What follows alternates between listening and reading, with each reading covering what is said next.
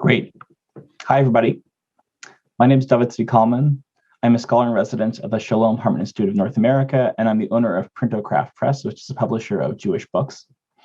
And the title of today's talk is The Place of Trans Torah in Jewish History. And I want to start out today's talk just by saying that this is a subject which I don't speak about very often. It's an area which I, as I'll tell you about in a little bit, have dealings with on a business level, kind of in the background, allowing other people to speak, but it's not something that I personally speak about a lot, which is to say that if there's language which I use, which is unintentionally offensive, or I am making assumptions which I should not make, please let me know in the chat, because I want to hear about that, and because this is a register which I'm not normally used to speaking in. So I just want to kind of put that out there in advance. The other thing to say is that while this is a universal topic, we are also right now in the middle of Pesach, and so I have tried to bring you as many sources as possible that are specifically about Pesach, which I hope will be helpful and enriching both for the rest of the holiday as well. And the last thing to say, just that this is part of the ally track. I'm speaking very much as an ally, not as a trans individual. I'm a white cisgender male who's married to a woman. And my main connection to Trans Torah is that I'm someone who publishes it. Most recently, as in publishing Noam Siena's A Rainbow Thread, which was the first anthology of queer Jewish literature from the first century to 1969, which was introduced by Judith Plaskow in a preface, and as well in a venture called Seder Oneg Shabbos, which is actually the first book that our publishing house came out with, which is in text, an entirely traditional Orthodox venture. However, it also contains with it options that are inclusive, basically, of queer individuals. And so this is kind of my role. And really, in both those roles, what I want to talk to you about today is a couple of things. The first is why I think it's important to promote this Torah, why I personally, as someone who is outside of the trans community, is interested in making this Torah go as far as possible.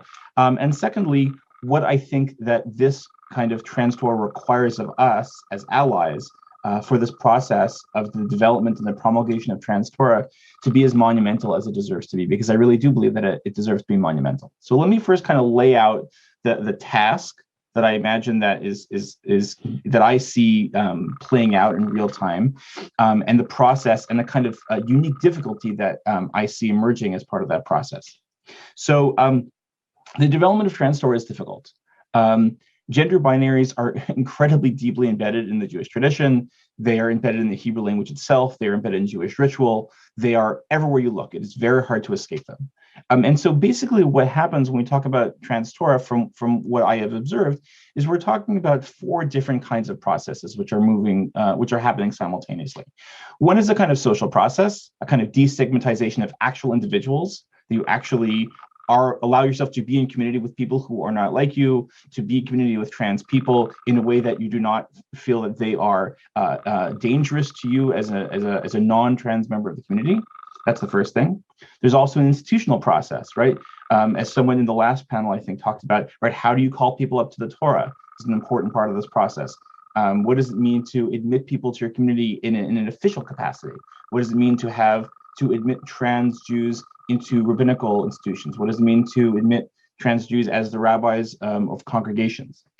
The third is that there's a legal process, right? Thinking in halachic terms, what does it mean to have, what are the categories that trans Jews fall into? How do they change the traditional categories that that many people have learned about in their education?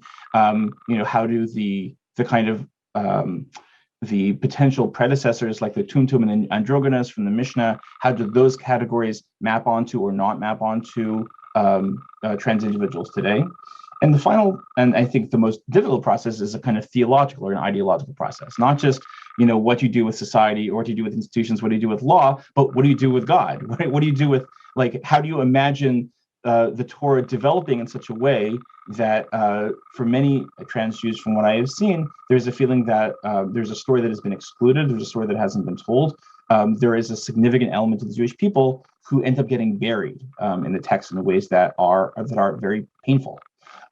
So these are kind of four processes that kind of that are playing out next to each other all the time.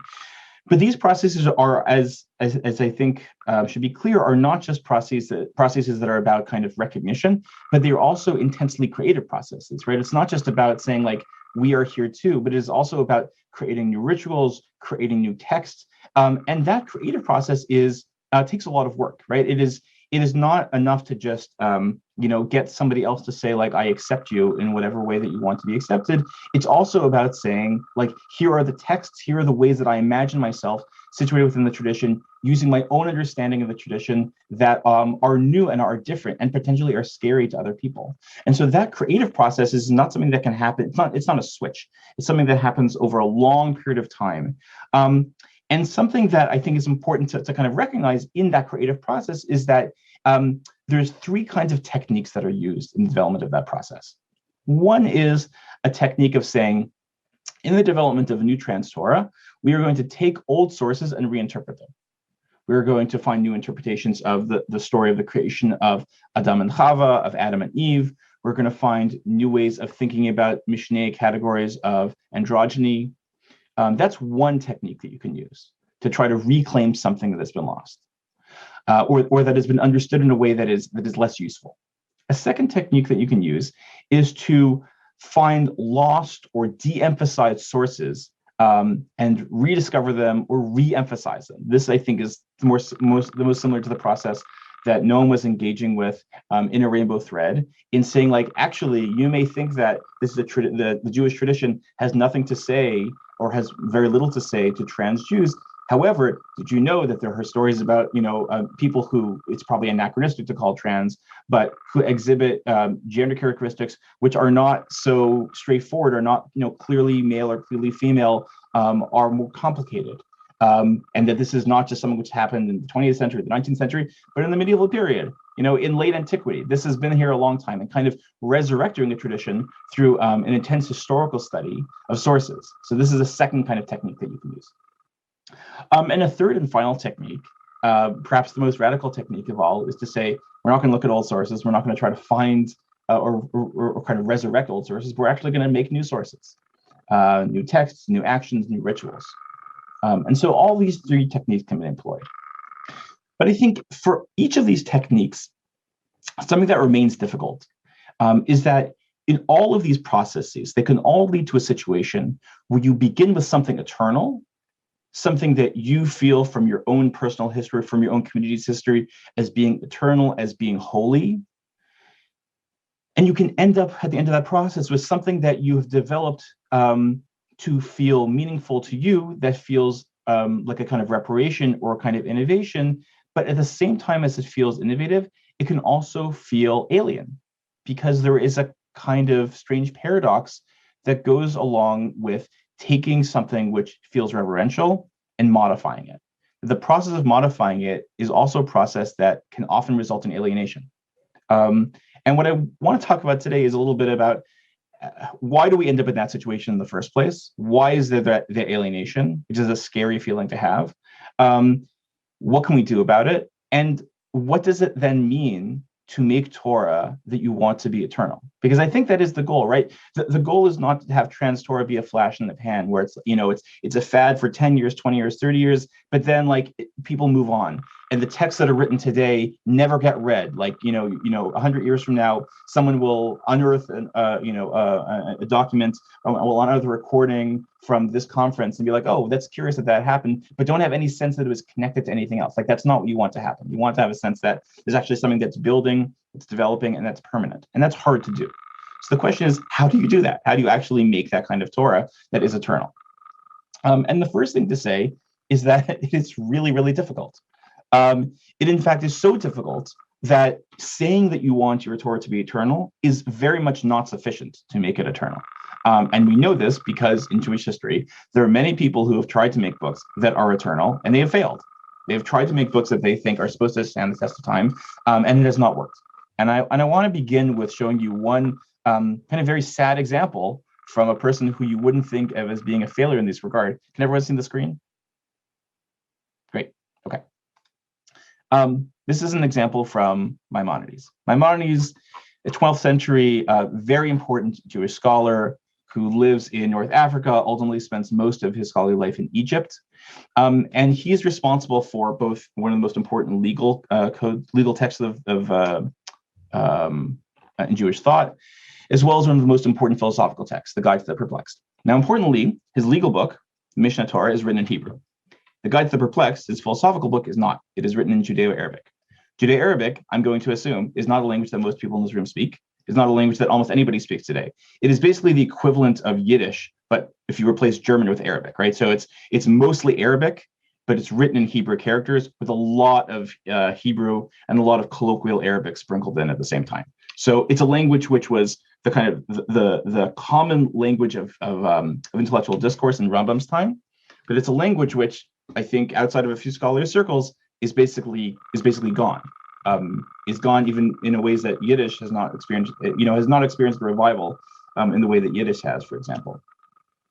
What's interesting is that Rambam, at the end of his life, actually saw this coming, and he saw that he had actually made a mistake by writing the Guide to the Perplexed in Judeo-Arabic. And we know this because in a letter that he wrote very late in his life to a person in Lunel, in Europe, around 1200. So this is literally 4 years before he dies.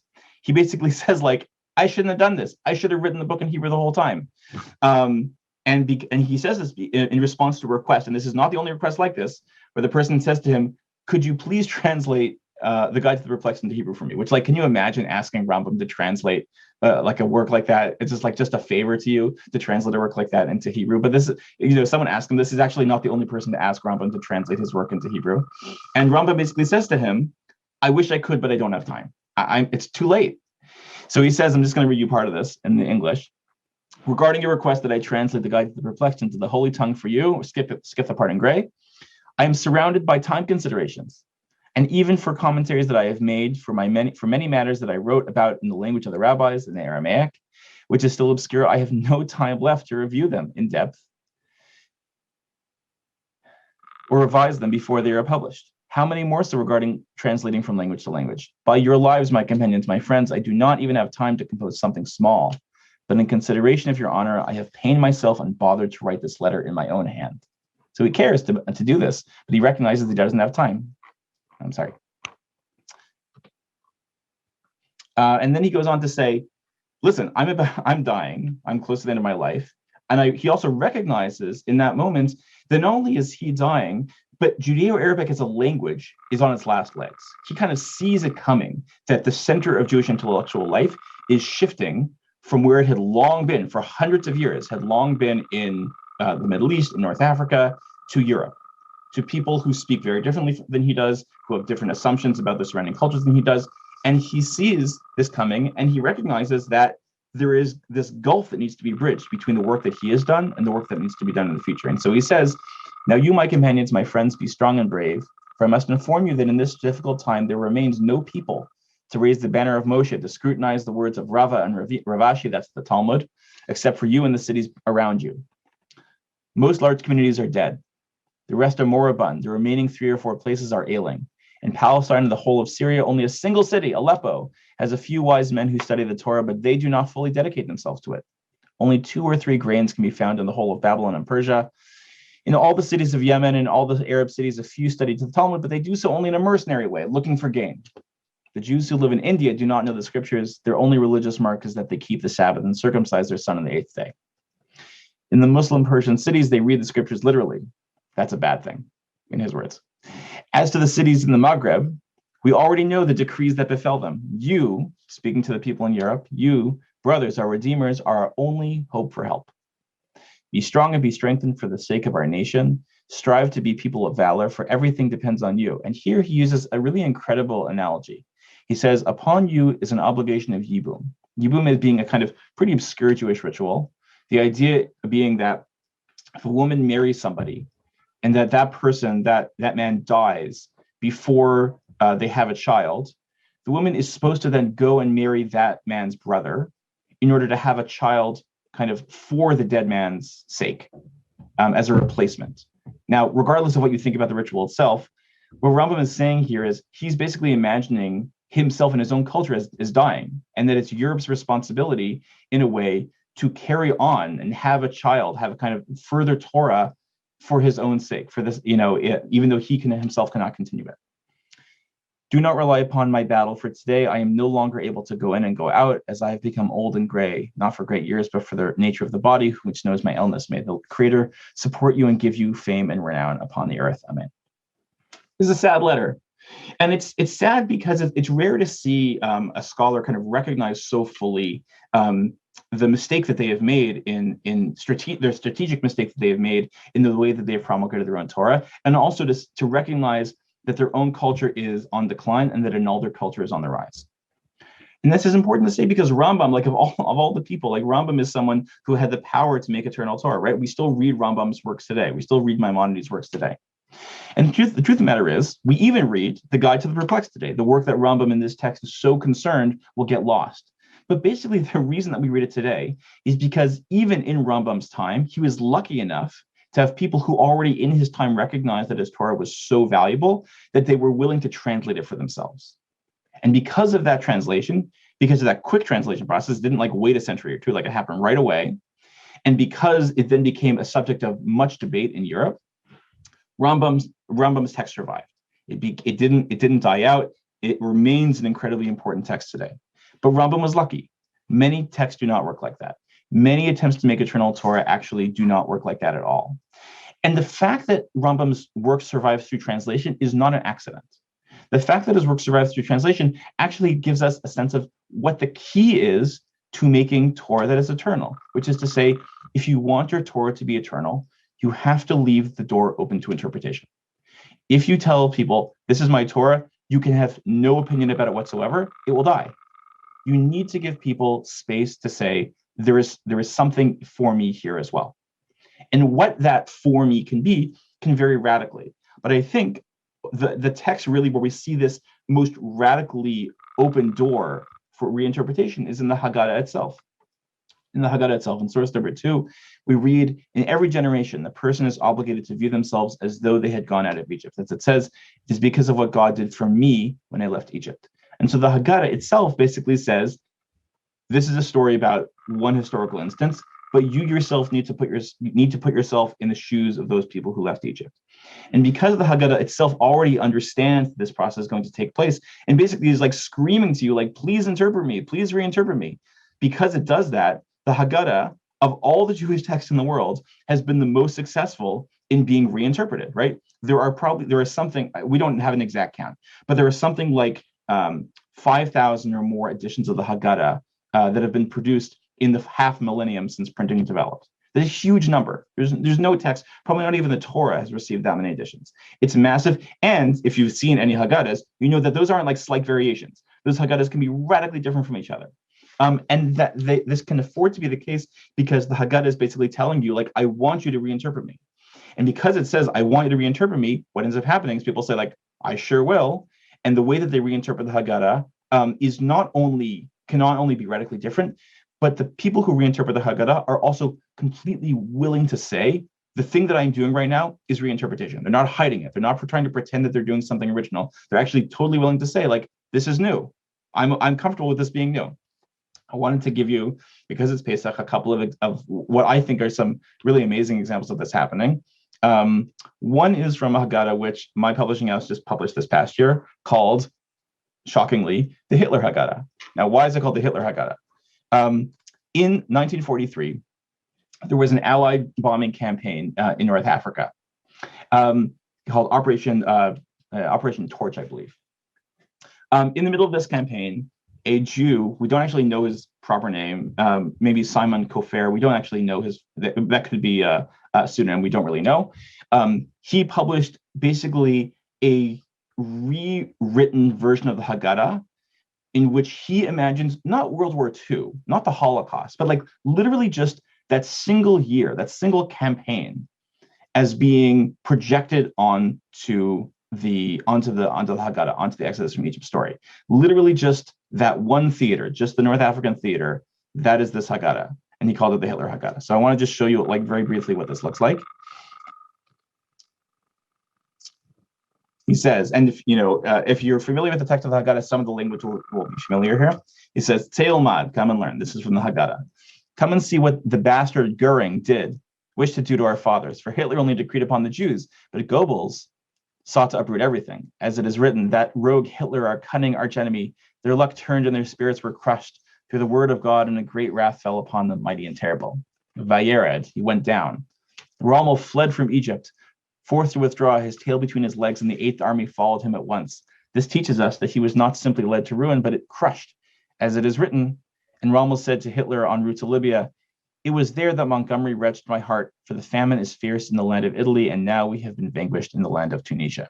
Bimteimat, a scant few, as it is written, 70 airplanes hounded us everywhere, and then came the air raids of the flying fortress that stud the sky as the stars of heaven for a multitude.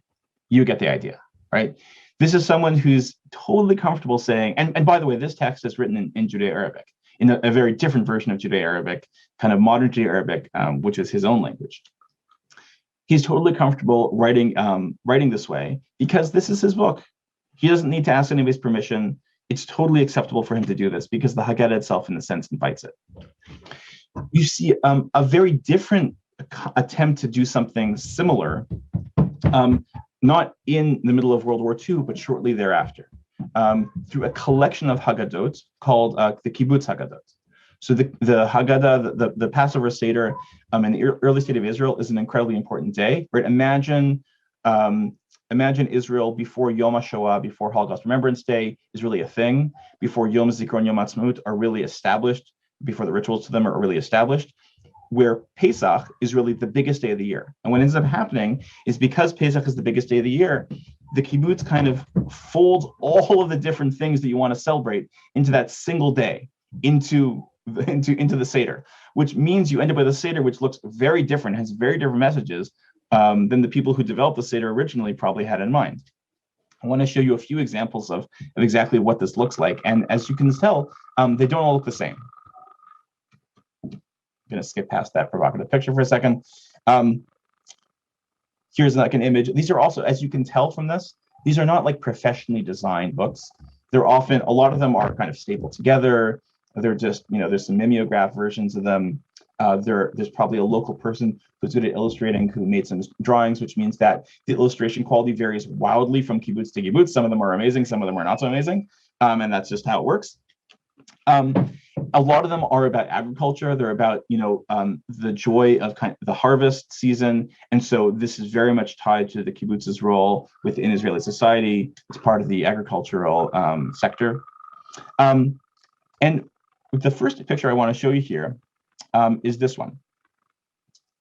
This is from a Haggadah, which is basically depicting the Exodus from Egypt as ending in the dining hall of a kibbutz. Now, if you've ever been to the dining hall of a kibbutz, this is not a place that you normally associate as being like particularly holy. It's like a very grungy place. It's a dining hall, like it's a place people go to every single day. But in this drawing, and there are many drawings like it, this is not the only one like it, there's a depiction of the dining hall with the rows of people, like the benches of people all sitting there, having their Seder, as basically being holy, as saying like, this is our redemption. Like we imagine that exactly where we are right now, this place where we are all sitting together in this dining hall as being the kind of the place that we were long trying to get to. And by doing so, by illustrating it in this way, they elevate it.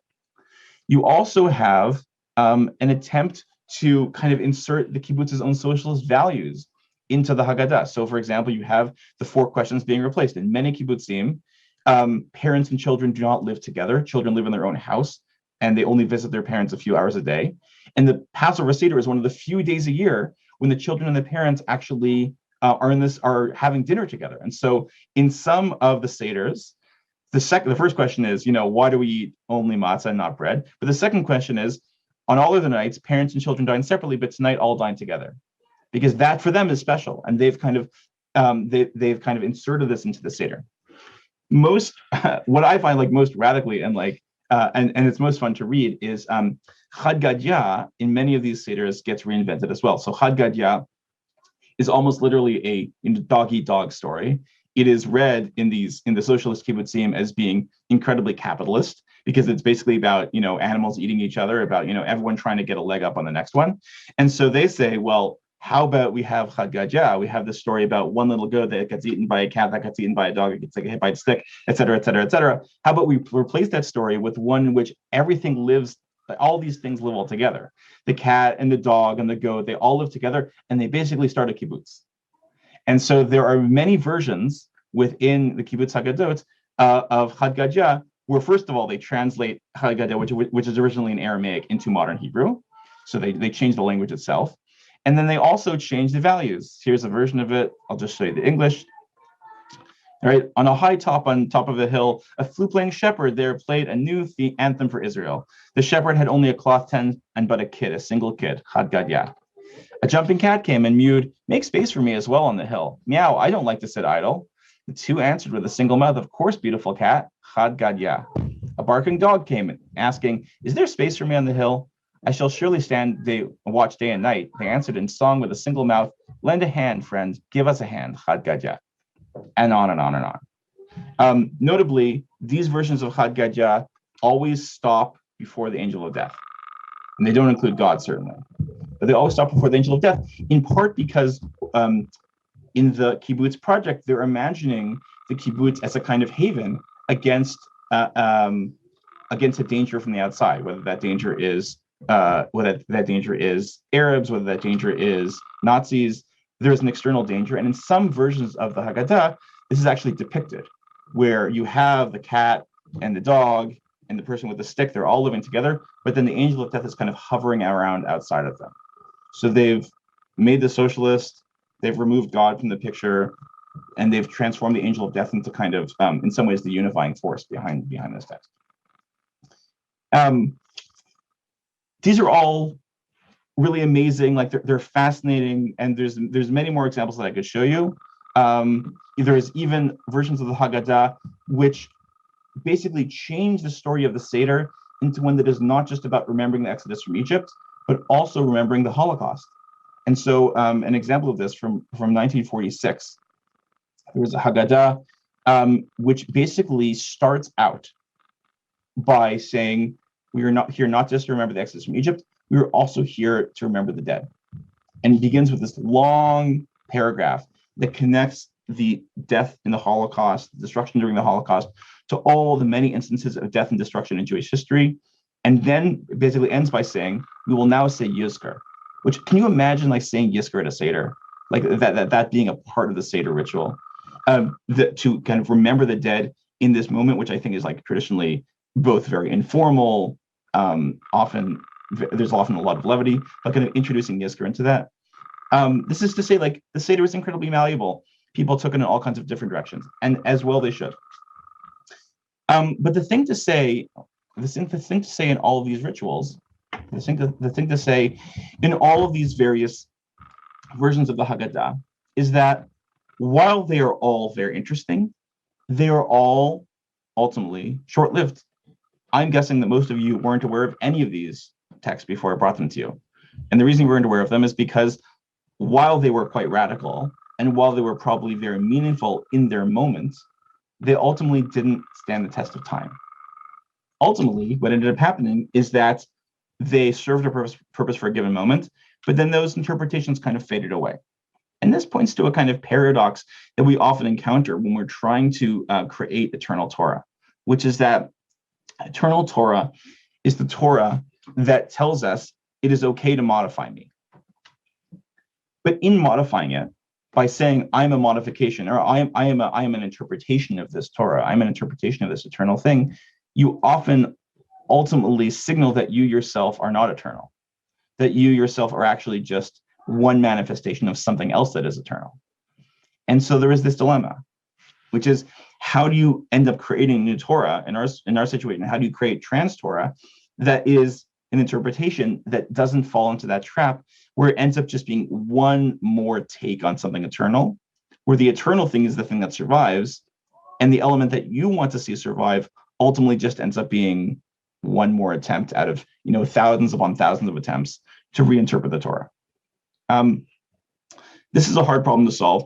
It's hard already with the Haggadah, which is a text that tells you, I want you to reinterpret me. It's certainly harder with other texts which aren't that explicit about wanting to be reinterpreted, although we reinterpret them anyways. So what do we do? What do we do in this situation? And I want to argue that there is something both terrifying and also very necessary to prevent yourself from falling into that trap of creating interpretations of eternal texts, which ultimately are not themselves eternal. And that is, you have to do something counterintuitive. What you have to do is that in order to make eternal Torah, you need to have the confidence to say that what you're doing is not an interpretation, is not an offshoot, that it itself is eternal. And it is eternal not because you have tied its star to something else which is eternal, but because you said so. Because you yourself have asserted that it is. Because you have said that the thing that you are creating deserves to last forever, deserves to stand the test of time. And importantly, you can say that even if you yourself don't actually believe it yet. The reason you have to basically work this way is because as long as interpretations get tied to something else, as long as the thing that you're doing is a riff on some other text and some other eternal text, you end up in a situation where the thing that you're doing ends up being subsidiary or subservient.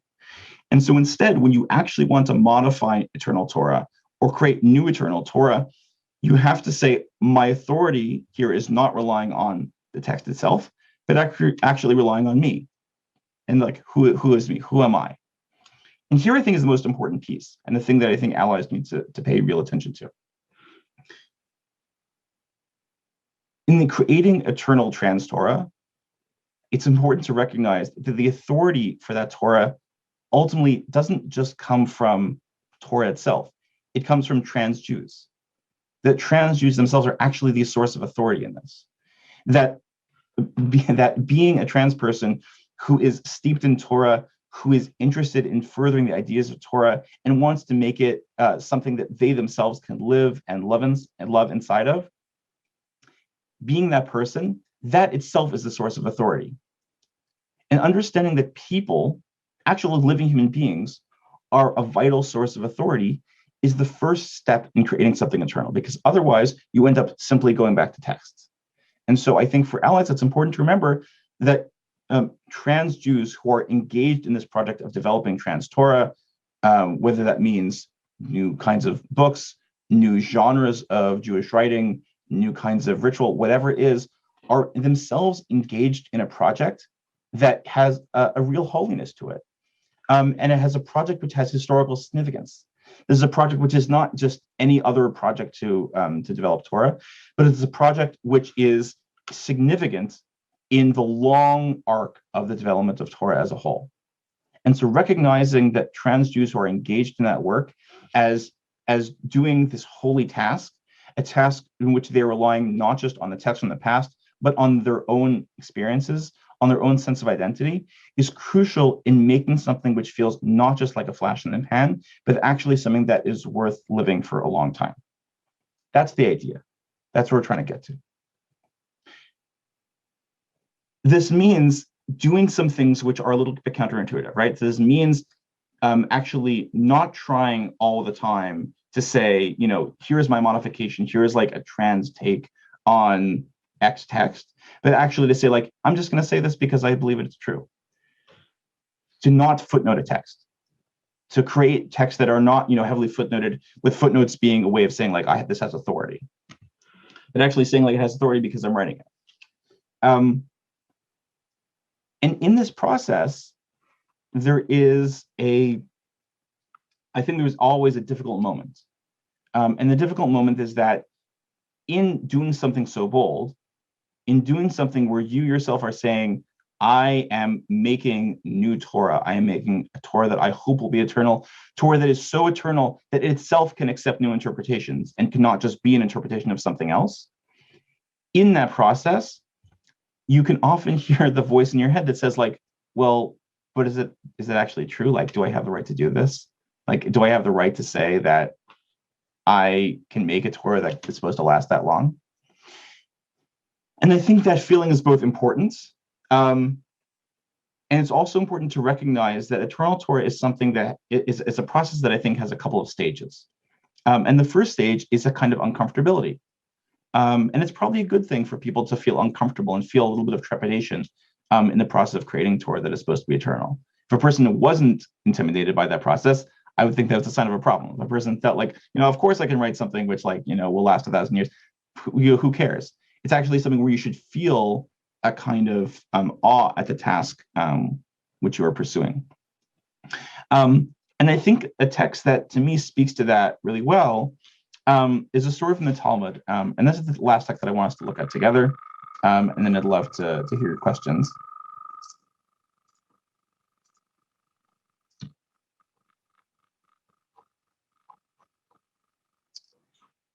So this is a text from the Babylonian Talmud about Moshe. Some of you may have read this story before. If you haven't, this is a story about Moshe basically time traveling, although that's probably the wrong word to use. Rabbi Huda says that Rav says, when Moshe ascended on high, when he goes up to heaven, he found the Holy Blessed One sitting and tying crowns and letters of the Torah. Moshe said to God, Master of the universe, who is preventing you from giving the Torah without these additions? So God is like literally, if you've ever seen a Sefer Torah, the letters in a Sefer Torah have these kind of spikes on top of them. They're called crowns. And so this is saying that Moshe goes up to heaven and basically sees God very carefully tying crowns to each and every letter of the Torah. And so Moshe is asking, why are you doing this? Why is this so important? And so God says to him, there is a man who is descended to be born after several generations. Akiva ben Yosef is his name. He's descended to derive from each and every thorn of these crowns, mounds upon mounds of halachot, of law. It is for his sake that the crowns must be added to the letters of the Torah. Moshe said to God, Master of the universe, show him to me. God said to him, turn around. And so he turns around, and all of a sudden, he is sitting in the Beit Midrash, in the study hall of Rabbi Akiva, hundreds and hundreds of years in the future. Moshe went and sat down at the 8th row of Rabbi Akiva's study hall, the 8th row being like, you rank students in order of how good they are. So the first row is the best students.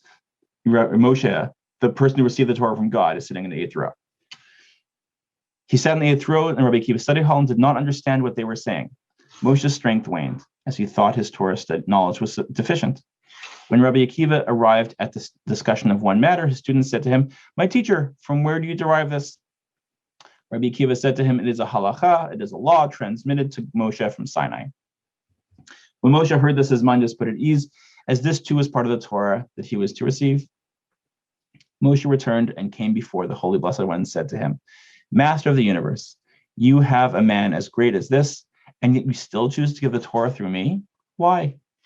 And God said to him, be quiet. This is how it came to me. The end of the story is a little bit disappointing. But I think that kind of the difficulty of the ending is actually the point here. Moshe recognizes in the story that the thing that he is receiving is a tool, is a message that he himself is not going to understand entirely. That it's actually his responsibility to deliver something to the next generation that they themselves are never going to fully understand. That he himself is not going to fully understand.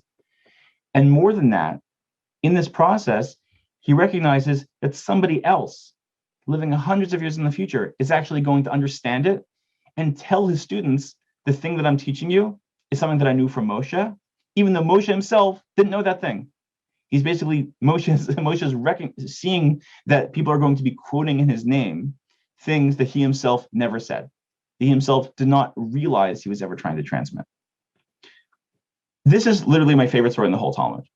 And the reason I love this story so much is that it says that there is a kind of difficulty of Moshe's position, and that he is both integral as the person who transmits this Torah, but in the process of transmitting it, he actually doesn't get to fully appreciate it. The person who develops the new Torah actually isn't the person who gets to eat its fruit. The person who eats its fruit is the person who gets it, the person who receives it as eternal, the person who is able to then add their own translations and their own interpretations onto it. That person, seeing the task of the first person, is able to say, oh, this is the thing you were trying to tell me all along. Even if that first person, even if that Moshe actually didn't understand that that's what they were trying to do. And there's something so incredible about that process. It is at the same time very difficult to be in Moshe's position. And there's a kind of sacrifice that goes into being in that position of both recognizing yourself as being a transmitter of new Torah, and at the same time recognizing that the thing you're transmitting is not something that you yourself are going to be able to fully appreciate because you recognize your own fingerprints in that process. That's a hard position to be in. And so I want to kind of voice that as both a dilemma of the present moment, and also to say, like, if you feel yourself being in that situation, like, that's okay. Like, that's actually in some ways a good situation to be in, to recognize, to kind of, recognize with trepidation that you will be giving down things that you yourself cannot fully unpack. The last thing I want to tell you before opening up to questions is just a short personal story, which I think helps tie all this together for me. My great-grandfather, lived in Ottawa, and he at some point decided to go to Israel, Palestine at the time. And when he was in Palestine, he decided to commission a Sefer Torah for himself, as one does, I guess. I don't know. He commissioned a Sefer Torah for himself, so he goes to a sofer, to a scribe, and says to him, I would like a Sefer Torah. And the sofer says to him, okay, what size would you like the Torah to be? And so my great-grandfather says, I have no idea. What do I know about Torah sizes? And so the sofer said to him, okay, go to a shul, find a Torah that you like, measure it, come back to me with the measurements, and I'll work off of that. So my grandfather goes to do that. But in doing that, he makes a critical mistake, which is that when a sofer says, how big of a Torah do you want? What the sofer means is, how big should the parchment be? How big should it be from the top of the parchment to the bottom? Because that's the thing that the sofer is dealing with, right? The sofer is like, how big should I make each piece of parchment for this Torah? But when most people think, how big is a Torah? They're not thinking like a sofer. They're thinking, how big is the full Torah? Because a Torah isn't just a scroll. A Torah is a scroll together with its poles, with its Atzei Chaim. And the Atzei Chaim, as you may know, add considerable height to it, the size of a Torah, right? These two poles that are used to roll the Torah forwards and backwards. And so my great-grandfather goes into a shul, finds a Torah, and measures it, not from the top and the bottom of the scroll, but the top to the bottom of the Atzei Chaim, the top of the bottom of the poles, and gives to the sofer this measurement for a Torah, which is massive, like literally a massive, massive Torah. And the sofer actually makes it to him. This is a Torah that exists. It's like a very, very large Torah. It's a Torah that's so large that my father, who was lucky enough to have his bar mitzvah in Parshat Vayikra, which is in the middle of the Torah, which meant that the two columns were roughly equal in size. Otherwise, he would not have been able to hold it. That's how big it is. The reason that I like this story, though, is because I think it tells something important about the way that Torah ends up developing. For one person, Torah is a text. But the next person sees the first person reading that text and says, Torah is not just the text. It's the text and the thing that's holding the text too. The thing that's holding the text becomes Torah too, becomes part of the text. And the next person comes along and sees the same thing. The thing that holds the text becomes the text over and over again. And Torah builds and builds and builds because there is this constant process of text building on text, building on text, because the people who hold Torah ultimately become part of Torah. And I think that's an important process to remember for our present moment. I'm going to stop there. I'm going to stop sharing my screen and ask if there's any questions. I don't see any questions in the chat. I'll just ask if there's any questions.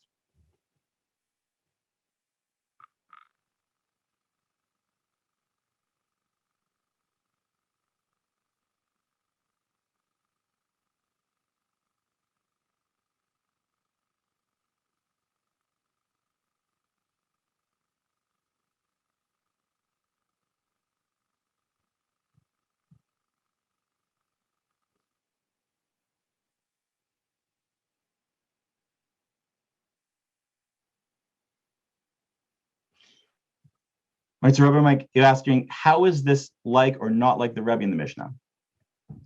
I think you're referring to the process of turning an oral Torah into a written Torah. Is that what you're saying? Right. So the process of Rebbe, the person who's the ostensible compiler of the Mishnah, is a difficult one in that he is writing down something which is ostensibly not supposed to be written down. I think there's a similarity in that there's a decision to be made there, right? There's a decision to take something which is which had been up until that point preserved in a certain way, and deciding that that is no longer feasible, and putting it into a new medium, and having that medium be the one that it lives in. I don't know if that's the analogy that I would reach for first, in part because that feels like a story about accessibility, and in some ways that feels like a smaller story. I think this is a story about creating things that are new, as opposed to simply saying something about accessibility. But I think they are similar in that I can imagine that being Rabbi Yehuda Nasi involved in that process, that is not an easy position to be in, right?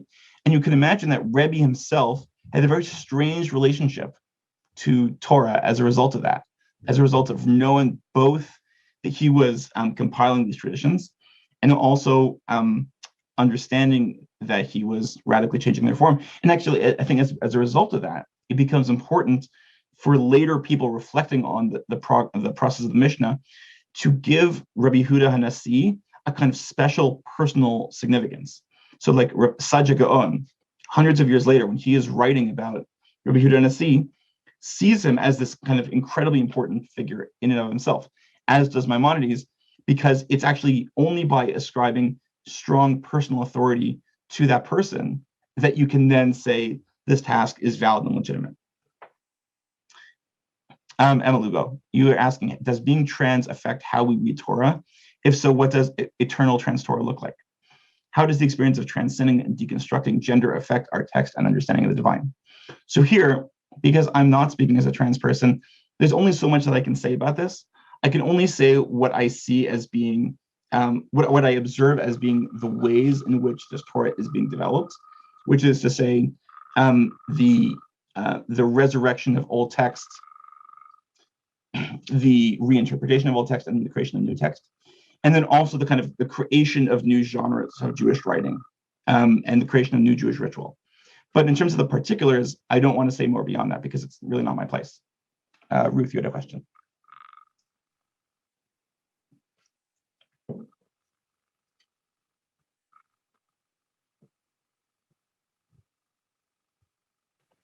I didn't have a question.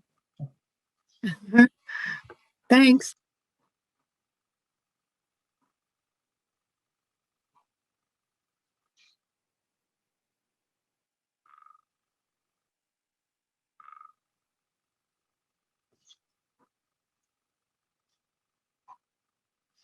Okay, if there's no more questions, I'm really grateful to Rabbi Mike for inviting me to participate in this forum, and thank you all for listening. And I would love to hear more about what you have to say. You know, you're welcome to write to me. But thanks so much for being in conversation with me about this.